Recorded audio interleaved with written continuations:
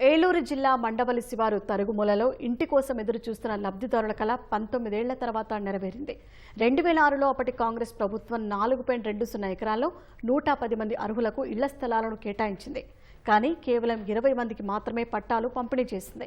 మిగిలిన లబ్ధిదారుల పట్టాల కోసం సీఎంఓ, కలెక్టర్, ఆర్డీఓ, తహసీల్దారు కార్యాలయాలకు మంత్రులు, ఎంపీలు, ఎమ్మెల్యేలకు అనేకసార్లు మొరపెట్టుకున్నారు.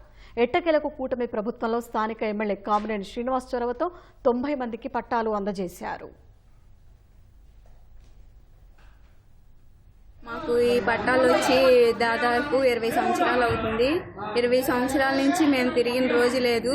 ఏ ప్రభుత్వం వచ్చినా మాకు అసలు పట్టాలు ఇవ్వలేదు. మా కాళ్ళు అరిగిపోయినాయి. అసలు ఈ పట్టాలు వస్తాయా రావా, నేను చనిపోతానామో అని అనుకున్నాను.